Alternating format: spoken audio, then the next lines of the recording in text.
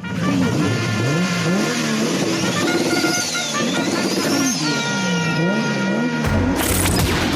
entered the Houston Running Zone, the ultimate podcast for runners in the Houston area, featuring the everyday runners who inspire us, clubs, gear, races, and runcations. Houston, we've got the runs. All right, today we're going to talk about Run for a Reason with the Houston Marathon Committee. We have a few local charities to talk about how they benefit the local Houston community. But first, we have a member of the Houston Marathon Committee. Definitely privileged to have her on is Augie Rayner. Augie, welcome. Thank you. Thank you for having us.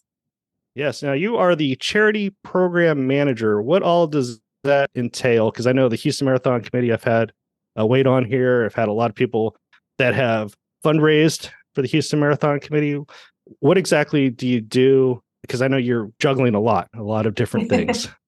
Yes. So basically our program, Run for a Reason, is a platform for our local Houston charities to fundraise through our event.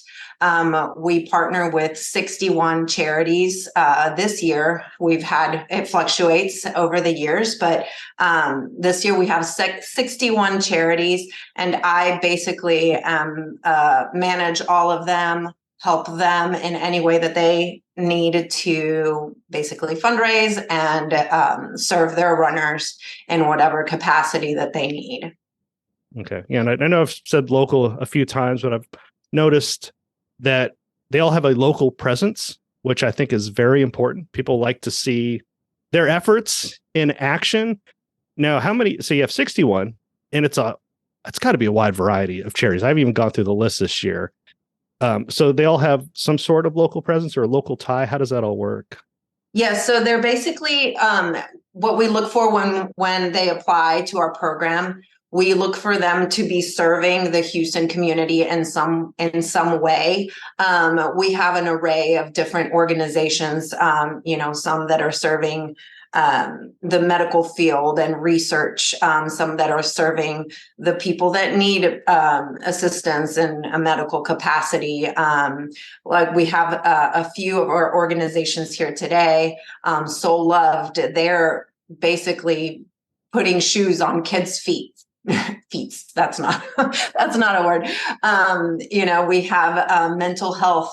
We have various diseases, Parkinson's, lupus, all sorts of different kind of illnesses or diseases that foundations are supporting and so yeah, a lot of and also one of our new organizations this year is the Ferris Foundation, and they're serving the pediatric cancer community as well. So a whole array.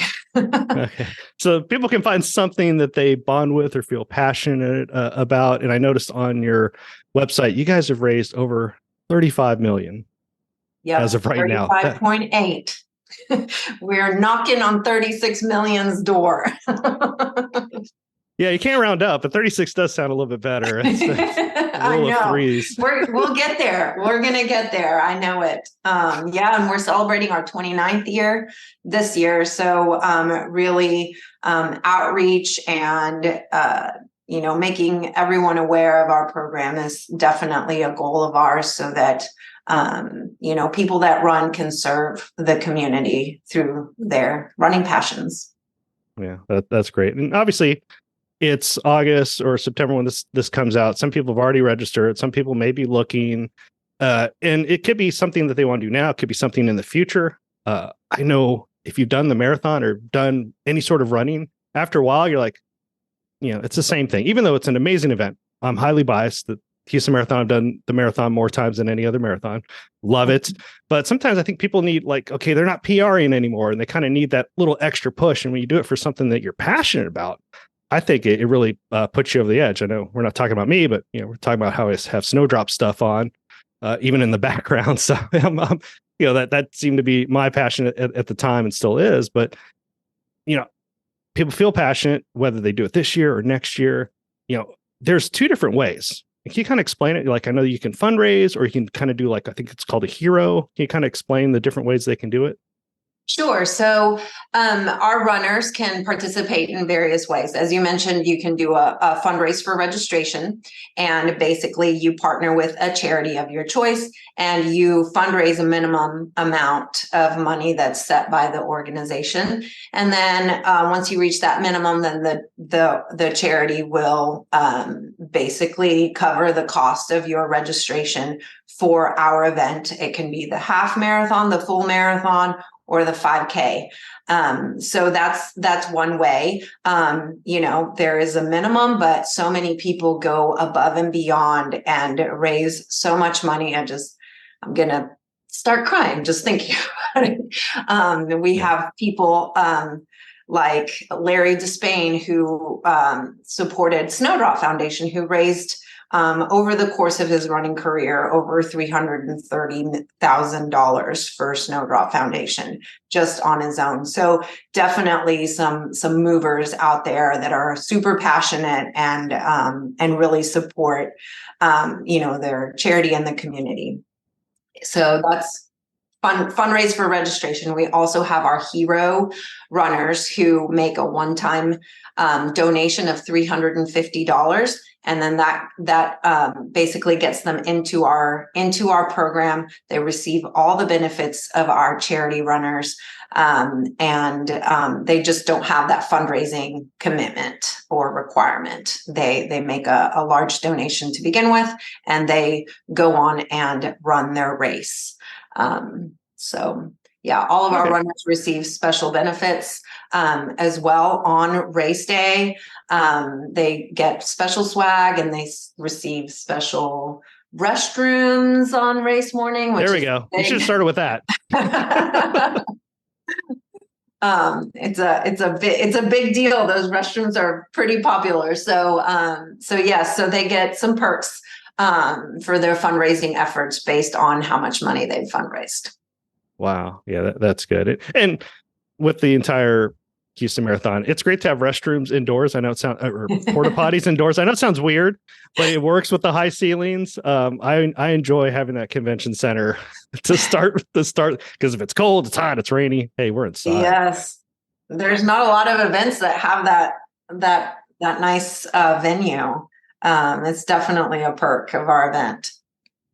Cool. Well, Augie, thank you so much. But before I let you go, I do have to ask, some people, they get afraid of fundraising, and I get it. But at the same time, so you already have like a page set up for them, or how does it work? So it makes it easy for them to fundraise. Not that they have to be pushy. They just have to let people know about it. Right. You're so right. We make it as easy as possible. So once the runner registers to be a fundraiser, they basically, a page is created for them, and all they have to do is go ahead and customize it if they want. And if they don't want to do that, then they don't have to, but it does help. They can send links, they can send text messages, they can text it. It's mobile friendly. All the good stuff.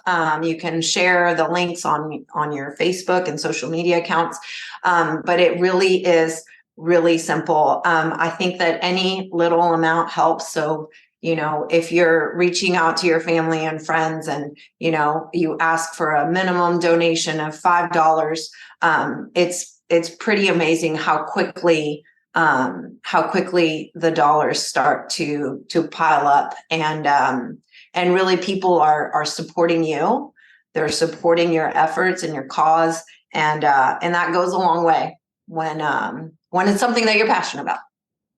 Yeah. You have no idea how many people just donate that I haven't talked to in years when I just post up a link, but I love it. Yeah. Text it out. People love that little bubble on their phone, like the notification. Right. They can't help themselves. Someone cares. Somebody wants to talk to me. It's a there's good and bad, but people love it, and just let people know. Yeah, so thank you so much. And then, do you guys have any upcoming? I know it may not come out for a couple of weeks. Do you have any upcoming events? Because I know sometimes you guys have events where some of the charity partners, you can kind of talk to them in person. Anything coming up? Yeah, so actually, we're going to have a little kind of an event with some of our charities this weekend, actually, with the Runners High Club out at Memorial Park. So that's August 26th. But additionally, we have a kickoff series coming up in September and October, and actually into November, where people can come out, check out our charities, choose to run with our charities, and basically enjoy the running community and what our team has to offer. Wow, terrific. And I'll definitely put up links to social media. I know you guys are really good on the Takeover Tuesdays for the ambassadors, and you guys do so much on Facebook events. I've noticed. I'm kind of old, so Facebook is my thing. But in either case, we appreciate it, and thanks for all that you do. Thank you. Thank you for having us. All right, moving on. We have a couple of local charities. First one is the lady that first reached out to me, Stacy from Soul Loved, and she kind of helped put this all together. Really appreciate it. So, Stacy, welcome. Hi, thank you so much for having me. Now, I'm curious, as far as you've been on a couple of different radio shows, you're all over social media, which is really good. But for people that don't know what Soul Loved is, what do you guys do for the local community? Okay, so thanks again for having us on. We have been a local nonprofit since 2017. And since that time, we partner with local schools. We partner with, now we're 62 schools. So we're based in Sugar Land, but we partner with schools in 4 different school districts. So Houston ISD, Fort Bend ISD, Lamar Consolidated. We got a little school in Wharton. We got a couple schools up north near Humble Kingwood, but not really the whole district. But anyway, we work specifically directly with social workers at the schools and indirectly with like school coaches, teachers, nurses, so that when they see a need in their school, they know their students, they know their families that are in need. And whenever they see a kid, one of their kiddos that needs shoes, they just text me, email me, call me to let me know. They all have shoe sizers. All the schools that we partner with and the social workers have these shoe sizers that I ordered on Amazon for them. And so they're able to size the child's foot, and then they can just text me, we need 3 size 4s, we need 2 size 4s, things like that, and just kind of send me a list. And then I coordinate with them either a good drop-off time. A lot of the schools that we partner with allow us to come in and kind of help put the shoes on the kids. And so that's really great, really rewarding to be able to see how excited and happy they get over a new pair of shoes and socks. We always bring socks as well, because so many of these children just don't have socks. So these are the same children that are getting, before free lunch was kind of everywhere. These were the same children that were getting free lunch. These are the same families that maybe they're summer working class families that are working hard, working 2 and 3 and 4 jobs just to be able to make ends meet, be able to feed their family, pay rent, transportation, and new shoes just isn't really a priority. They can't make that a priority. And so we step in and fill that gap for them. So we relieve the financial burden off of the family and allow the child to be able to wear comfortable shoes so that they can play, so that they can run, so that they can participate in PE, recess, and not have to worry about, all of the negative things that come with wearing shoes that are falling apart, too small, have holes in them.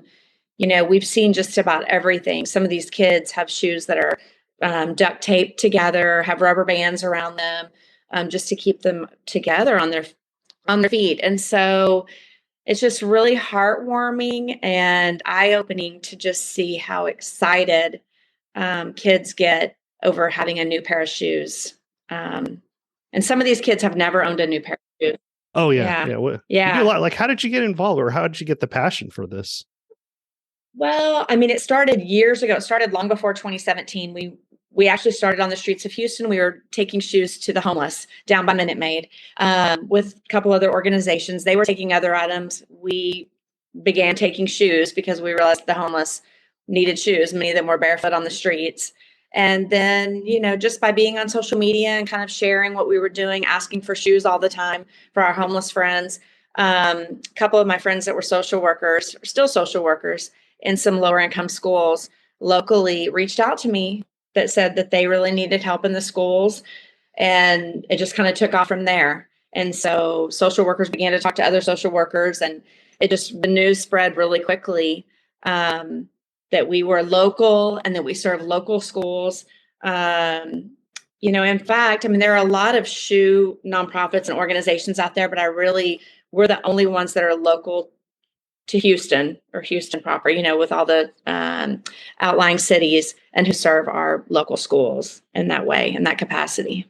Well, that's neat. So obviously people can fundraise, but at the same time, Yeah. What types of shoes, like, is it all new or slightly used, or like what kind of, if people just want to give?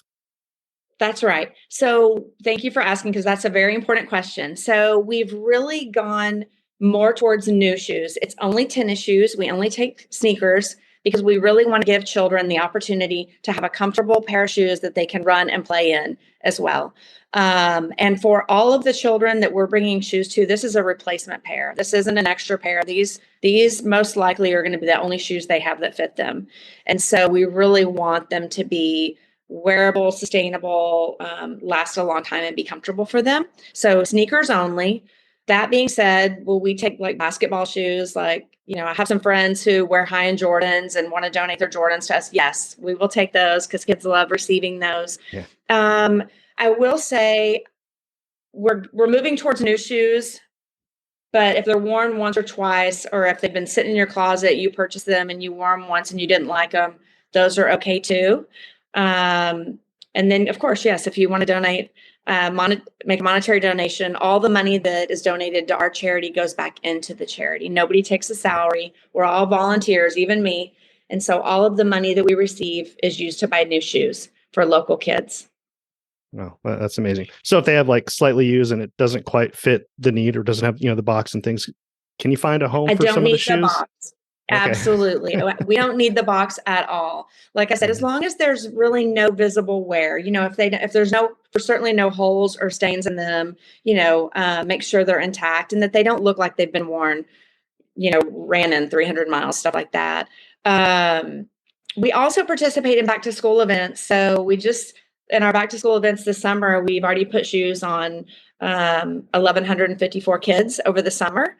And then since last school year, we put shoes on about 3,600 kids. So every year the number just keeps going up and up and up. So we've almost hit our 20,000 pairs of shoes mark for our charity. So that's pretty exciting. Okay. Well, we'll challenge everyone to tag their favorite shoe brand. That's right. I love it. New shoes. And these kids they do not have to be name brand, but as you know, I think we can all remember back to when we were kids and teenagers, how important that was. Because these kids, they just want to fit in. They want to fit in. They don't want to get made fun of for their shoes. They want to not look like everybody else, but they want to stand out for the right reasons and not for the wrong reasons. I want to touch on something real quick about the Run for a Reason program. Even if people have already signed up to run, but they would like to run for a charity, they can have that registrations reassigned to a charity and get their registration money back if they'd like to do that. So cool. Oh, that's awesome. Yeah. So, I mean, if you get extra shoes, can you find a home for them if they're like, okay, these are kind of used? Okay, sweet. Yes. Even if we receive shoes, and that's exactly what we do. If we receive shoes that we can't use, we are partners and friends with many other local nonprofits in the area, and we're happy to give shoes to those other nonprofits who aren't going to sell those shoes, right? And they're going to be able to find homes for them if they're not sneakers or shoes that we specifically use. Wow, that's great, and appreciate all the info. Now, I'm going to tag and put it in the episode notes as far as social media and websites. But sure. Just if people are listening, where can they reach you? So our website is Soul Loved with a D at the end, soulloved.org. And or our email, you can email me at Stacy at soulloved.org. I'm sorry, I drew a blank, and it's STACY. And of course, we're on Facebook under Soul Loved, and Instagram. I hesitate giving my phone number out. Of course, it's on there, but It's my personal phone number. But if people will just email us if they have donations they want to drop off, or there's a donate link on our website as well, or on social media. But if they have shoes they'd like to drop off, they can just email me or reach out to me through social media, and I'm happy to give them the locations for our drop-offs. All right, sure. Well, once again, Stacey, thank you so much for putting this all together. And of course, we'll Sure. definitely put Thanks the for links having us. to everything. All right. Well, also, we have a couple more today. We have Carrie from the Ferris Foundation. Carrie Hassel, are you here with us? So there we go. Oh, thank you for the invitation. We are excited and honored that you extended it to us. Thank you. Oh, you bet. And we'll have to give hats off to Stacey for putting it all together. I did do a quick search on the Ferris Foundation. Love what you guys do. Can you kind of tell the listeners exactly what you guys do for the Houston community? Okay. Yes, I would love to. We are a nationwide nonprofit, although we're based here in outside of Houston and Sugar Land as well. So that's where a lot of our focus is at the moment, but our reach is nationwide. We have one very clear mission, and that is to bring brighter days and better treatments to children with cancer.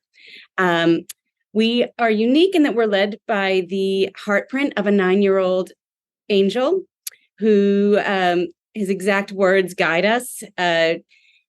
Forrest Ivarani of the Forrest Foundation. And so we work in four main programs.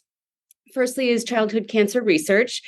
We invest in innovative research as if our own child's life depend on it for cancers where the mortality rate really hasn't changed in recent years. So more like orphan cancers and things like that. So we invest in immunotherapies and new and innovative, treatments for that. So that's one. We currently have we have 2 phase 1 clinical trials that we're supporting now that are being run out of Texas Children's. So that's one exciting area where we are trying to push forward in our sector. Secondly, our next sort of program is Art is My Life, which brings arts and music therapy to children in therapy cancer centers locally, and also that we have a nationwide reach there as well.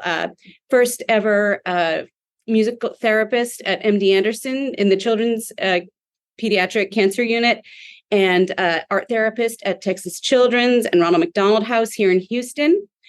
We have a fellowship program at Mount Sinai in New York. So, and we are hoping to extend through these sort of pilot programs to offer them further afield. And so that's Art is My Life. Now, Let There Be Gold. These were the words of Forrest when he was frustrated when he didn't see representation in just out and about shopping. He could see cancer ribbon for pink for breast cancer and all the other awareness ribbons. And he asked, don't kids matter? When I grow up, I will let there be gold. And so we focus on education and awareness around childhood cancer, and we are in our busy season because September is coming up, and we go gold because gold is the cancer for childhood cancer awareness. Is it the color for childhood cancer awareness? And so we brought the first ever celebrations to Texas Children's and MD Anderson. And we're super excited because this is the first year we get to go back in person after COVID and really show up for these kids and put on a nice celebration for them. We also partner with different, sort of partners in the community, such as Wendy's, where you can buy a wristband for $2 and get a free Frosty for the rest of the year, though the bands are only on sale for the next month. So please visit your local Wendy's if you'd like to support us. We partner with AT&T stores at the Let There Be Gold campaign. So they do a great job helping us raise money for our cause. We also partner with Houston ISD, where we have a program where we educate local or Houston ISD visual arts teachers for professional development, which happened last week, actually. And then they go out and teach children about the meaning of gold and new techniques. And then we'll have a gallery night for those kiddos. We're going to be at City Hall with I think it's in November to December with a display there. So we're really trying to promote gold, and that through the arts as well. And our final place, we sponsor good juju care packages for children who are undergoing treatment or who have had a diagnosis. So we always give love. These were another quota for us is always give love. And so we specially curate magical care packages for these children. And these are nationwide. And this is one of our favorite programs, just to give these kiddos a little bit of sunshine and make it feel like Christmas, and take their minds off of the what they're going through at the time. So, in a nutshell, that is what we do. Wow, I didn't want to interrupt you because you had so many good things going on. But I was trying to type in some notes, which was pretty cool. Well, first of all, I like how you're doing your research and you're going to MD Anderson, Texas Children, and I've raised money for Big Love. Obviously, I'm more in Snowdrop stuff, and it's cool because like everyone gets along. Like, hey, we're all into for the kids. Yeah, this isn't. Yeah, exactly. We're all like rowing in the same direction for sure. But I really want to touch base. First of all, Wendy's can't forget about that. But we'll talk about that. But the art and music therapy, and I love music. My daughter's a music freak. She's played piano, violin. I just played tenor drums. It just makes me happy. But at the same time, I love music when I was a kid. Still love it today. And I love how you guys are kind of bringing that along, especially I'd imagine for kids that are going through treatments or things going on. Like, how are you doing the art and music therapy? Is it kind of you go to them? Yes. Yeah. Well, we have an art therapist at Texas Children, like a badged member of staff that we we fund their position there. And so it is an actual art therapist, and same with a music therapist at MD Anderson.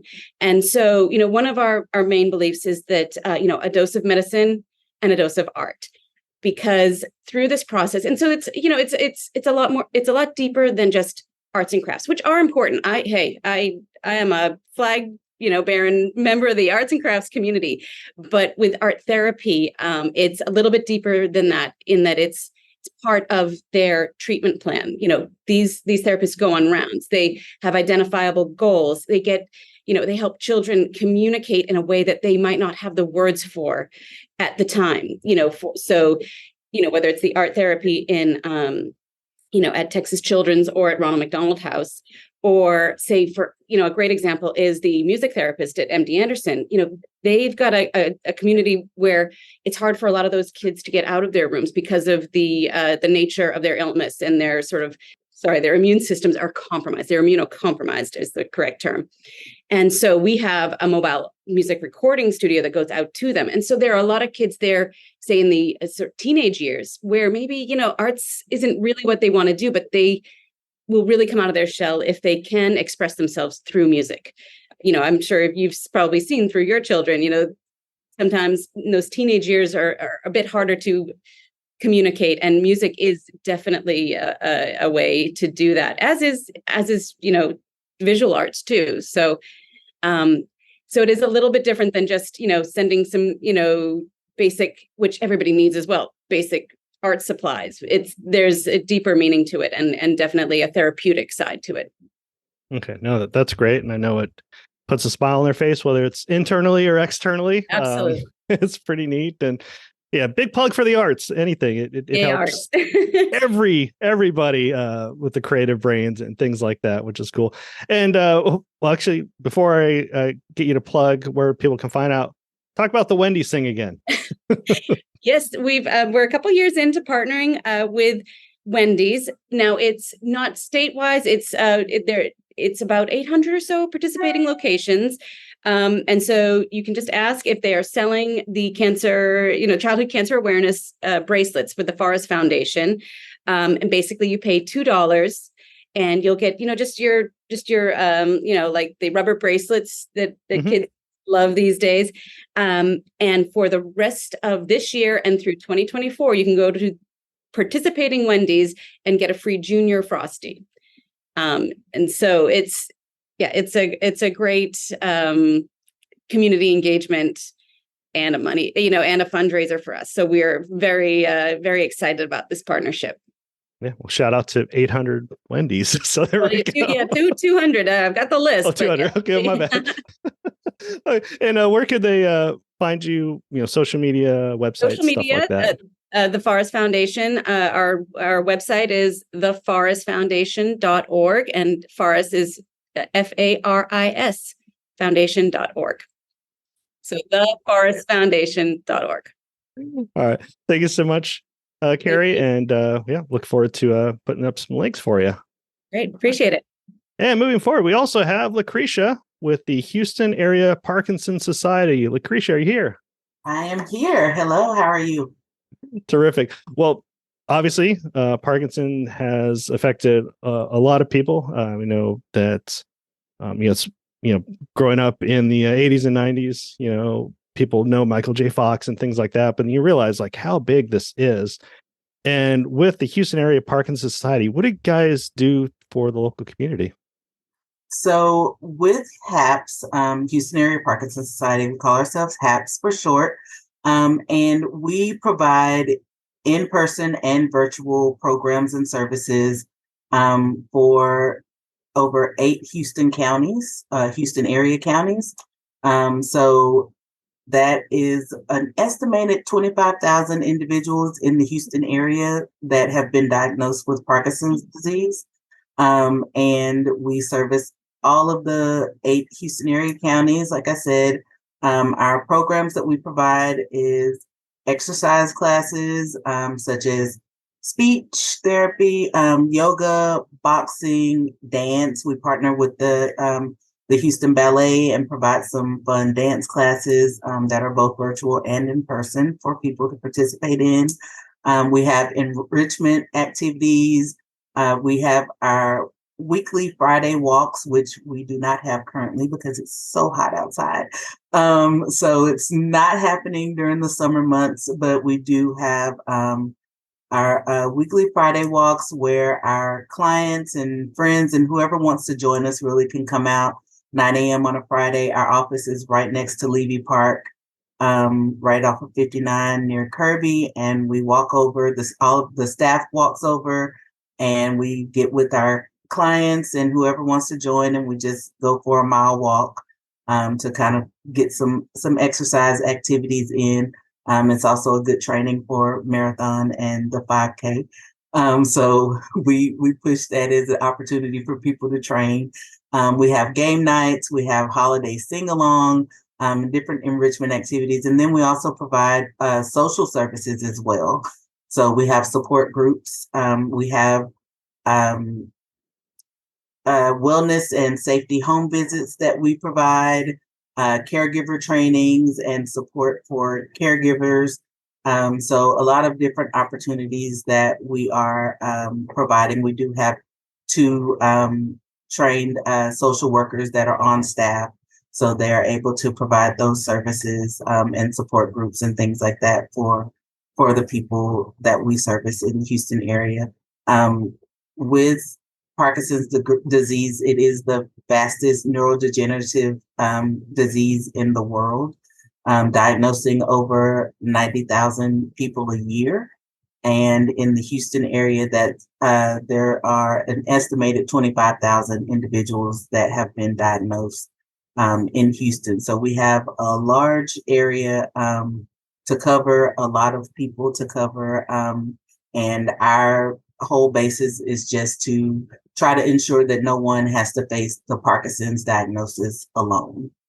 So from the point that they are diagnosed and beyond that point, we just try to be there for them, provide these services and programs, and to empower them to live confidently and to the best of their abilities with this disease. Okay. And you do a lot of these activities by your office, is that correct? Or in your office area? We do it all over town. So we have activities that take place. Like I said, it's 8 Houston area counties. So we go out to down to all the way down to Galveston. We go to Montgomery County. We're in Conroe. We're in Katy and Cypress. I mean, we're all over town. So we have different classes and opportunities, as well as virtual also. So If you're not able to get to any of those places, we do have clients that, because of their the progression of their disease, they may have moved with family members or others that may not be in the Houston area anymore, but they enjoyed their classes, so they still have the opportunity to participate virtually as well. So we provide that opportunity for people also. So we're all over the place, not just Central Houston, but everywhere. Yeah. Central, did you say Kirby and 59? Yes, that's where our offices are located. Okay. We are on the American Red Cross campus, is where our office is. And so Levy Park is right next to us, and that's where we do our Friday walks. And we do have some classes that we hold here in the office. Some of our boxing and exercise classes take place here. But like I said, we're everywhere. We're all over the place. So yeah, so Kirby 59, that's marathon route right there. So it is marathon route. And on Sunday marathon, we have a team that's set up right here by the office and we cheer people on. Marathon is actually one of our largest annual fundraising events for HAPS. We've been participating with the marathon since it began.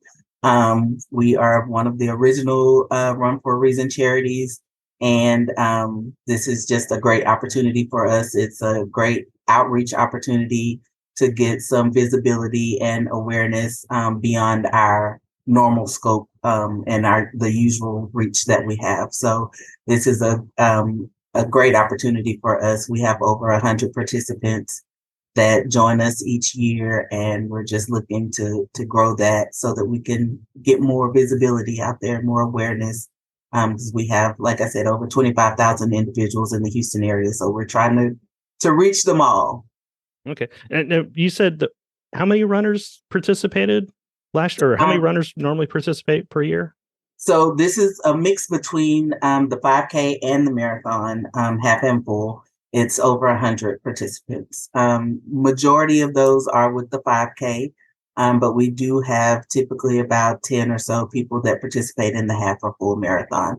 And that does include our clients. So we have people with Parkinson's disease at all levels, early diagnosed, and those that have progressed, and they're out there taking the walk. And we even have a client with Parkinson's that runs the full marathon. Wow, that's amazing. I'm so glad y'all have mentioned sometimes the 5K is overlooked. It's a different day.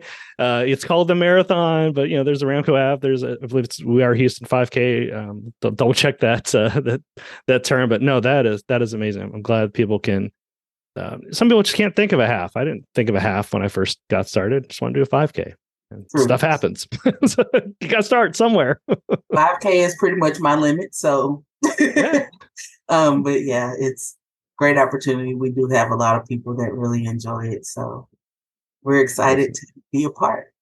Mm-hmm. Yeah. And I know most people are listening, but yeah, 5K, they have a great cutoff time. So you could run it, you could walk it, you could, run with friends, family. It's definitely a way to go for people who are just starting out. Well, Lucretia, thank you so much. And where can people find the Houston Area Parkinson's Society? You can go to our website. It's really easy, haps.org, haps.org. And on there, you will see anything you need to know about us. There's a calendar of events for all of the activities that we have, both virtual and in person. It lists the marathon is on there. So if you want to join Team HAPS, that opportunity is there as well. So anything you want to know about HAPS is on our website, haps.org. All right. Terrific. Thanks again. All right. We also have Sarah from the Mental Health America of Greater Houston. Sarah, are you with us? Yes. Thank you for having me. Well, obviously, name's in the title, Mental Health America and Greater Houston. So it's a part of a bigger organization. Is that correct? We are. All of our work is focused in Greater Houston, but we are part of a national brand, Mental Health America. We were established in 1954 by Ima Hogg. So we are the area's longest serving mental health education and advocacy organization. So our mission is to promote mental health for all. And we do that in a variety of ways. We have an amazing training program. which includes some workplace wellness, going out to organizations and businesses and training them on topics like how trauma can show up, how to take care of yourself, how to balance different things. So self-care in general. We have a Center for School Behavioral Health program, which does professional development training in schools. We work with 52 school districts in Greater Houston.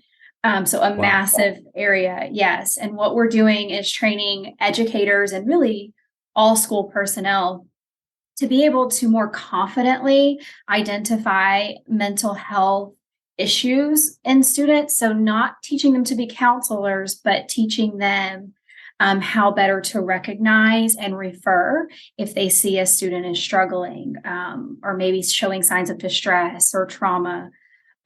So that's really cool, amazing work. We also do some integrated healthcare work. So what that means is helping to train physicians to be more comprehensive about healthcare and make sure that mental health is part of that.